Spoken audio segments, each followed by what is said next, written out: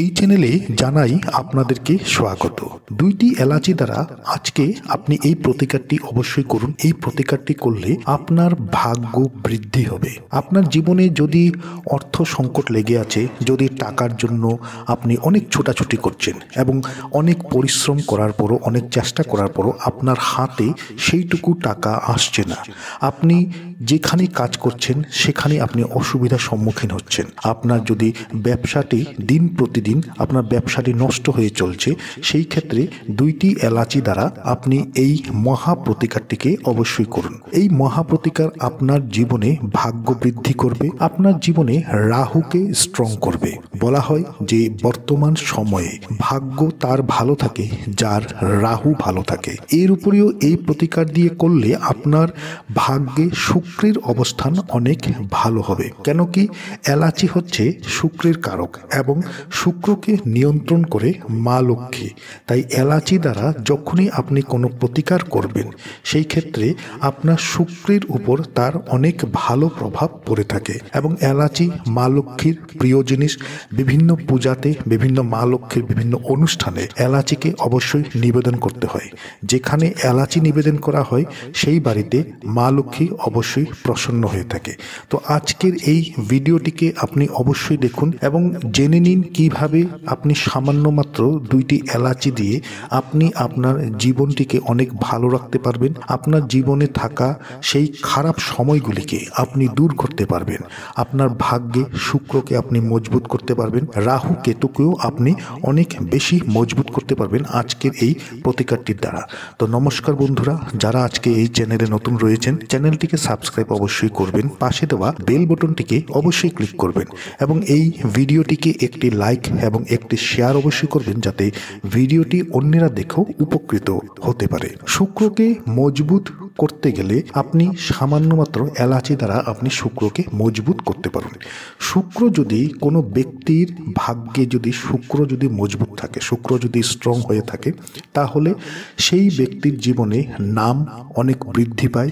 সেই ব্যক্তি যা মনে চায় সেই জিনিসটি সেই ব্যক্তি হাসিল করতে পারে। সেই ব্যক্তি সামান্য কিছু টাকা দিয়েও কোনো ব্যবসা করলে সেই ব্যবসা অনেক ফেলে ফুপে ওঠে এবং জীবনের প্রতিটি জায়গায় সেই ব্যক্তি সাকসেস করতে পারে যার শুক্র ভালো থাকে। তো শুক্রকে মজবুত করার জন্য এলাচি দ্বারা আপনি এই প্রতিকারটি করুন। এই প্রতিকারটি করলে আপনার শুক্র অনেক মজবুত হবে এবং শুক্রকে নিয়ন্ত্রণ করে থাকে মা লক্ষ্মী। যদি শুক্র মজবুত থাকে তাহলে লক্ষ্মীর কৃপা, লক্ষ্মীর দয়া দৃষ্টি সর্বদা আপনার বাড়ির উপর থাকবে বা আপনার জীবনের উপর থাকবে। এবং যার উপর লক্ষ্মীর দৃষ্টি থাকে, যে ব্যক্তির উপর লক্ষ্মীর দৃষ্টি থাকে, তো সেই ব্যক্তি জীবনে অনেক রাতারাতি সেই ব্যক্তি অনেক বড় লোক হয় এবং সেই ব্যক্তি খুব কম সময়ের মধ্যে জীবনের প্রতিটি ইচ্ছাকে সে পূরণ করতে পারে, প্রতিটি মনোকামনাকে সে সফল করতে পারে। তো শুক্রকে মজবুত করার জন্য এই মহা উপায়টি করুন। আপনাকে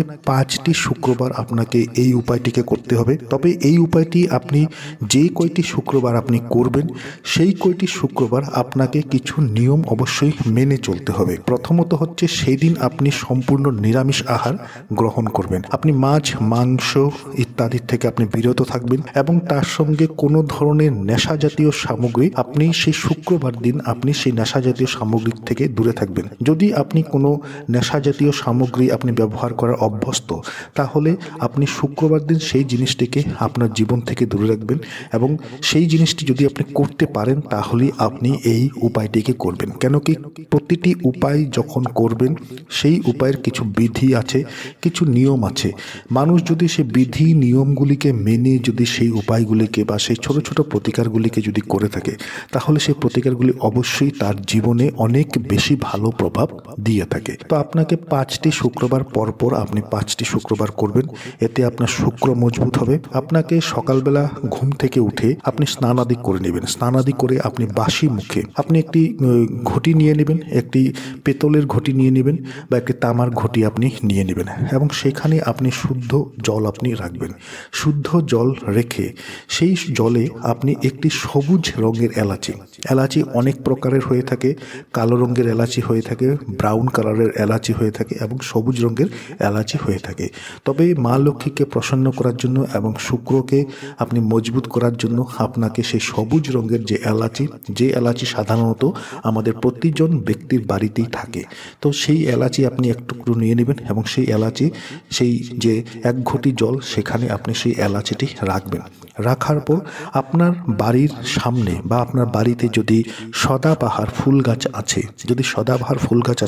সেই সদাবাহার ফুল গাছের সামনে গিয়ে আপনি হাত জোড় করে মা লক্ষ্মীকে স্মরণ করে আপনি সেই যে ঘটিতে জল রয়েছে এবং এলাচি রয়েছে সেটি আপনি নিবেদন করুন। এই কাজটি আপনাকে 5টি শুক্রবার যারাই করবে এই কাজ, তার ভাগ্যে যদি শুক্রর অবস্থান যদি খারাপ হয়ে থাকে তাহলে খুব শীঘ্রই তার ভাগ্যে শুক্র অনেক মজবুত হবে এবং শুক্রের দয়া দৃষ্টিতে, শুক্রের কৃপায়, মা লক্ষ্মীর কৃপায় সেই ব্যক্তি জীবনে খুব শীঘ্রই সে অনেক ধনী ব্যক্তি হয়ে থাকবে এবং জীবনে তার সকল মনোকামনা সে পূর্ণ করতে পারবে। তো এই উপায়টিকে অবশ্যই করুন। দ্বিতীয় যে উপায়টি হচ্ছে সেটি হচ্ছে, যদি আপনি একটি চাকরির আশা করছেন এবং একটি চাকরি পাওয়ার জন্য আপনি অনেক বেশি চেষ্টা করছেন কিন্তু তারপরও আপনার ভাগ্যে একটি চাকরি জুটছে না, সেই ক্ষেত্রে একটি সবুজ কাপড়ে, এই উপায়টি আপনি যে কোনো দিন আপনি করতে পারেন।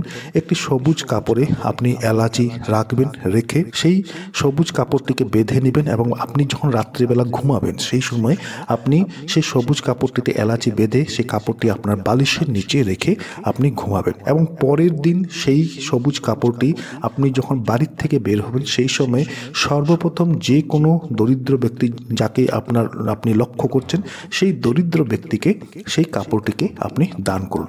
এই প্রতিকারটি হয়তো আপনাকে কয়েকবার করতে হতে পারে, তো আপনি এই প্রতিকারটিকে করুন। এই প্রতিকারটি করলে আপনি আপনার মনের মতো, আপনার ইচ্ছা মতো আপনি একটি চাকরি অবশ্যই পেতে সক্ষম হবেন। এরপর যদি পকেটে ধন থাকছে না বা আপনি যা উপার্জন করছেন সেই উপার্জন আপনার জন্য সম্ভব না বা এতটুকু উপার্জন আপনি জীবনে এতটুকু উপার্জন নিয়ে আপনি চলতে পারছেন না, তেমন যদি হয়ে থাকে বা আপনি কঠোর পরিশ্রম করার পরও যদি আপনার পকেটে টাকা থাকছে না বা আপনার যে ব্যবসা সেই ব্যবসাটি আগের মতো সেই ব্যবসাটি চলছে না, আপনার মনের মতো কোনো কাজ হচ্ছে না, অর্থাৎ টাকা পয়সা সম্পর্কীয় যে কোনো সমস্যা যদি আপনার জীবনে লেগে আছে, সেই ক্ষেত্রে শুক্রবারে আপনি আপনার পূজা ঘরে আপনি চলে যাবেন, যেখানে আপনার পূজা ঘর রয়েছে সেখানে আপনি বসবেন এবং সেই দিন আপনি লাল কাপড় পরিধান করবেন এবং লাল আসনে আপনি বসবেন।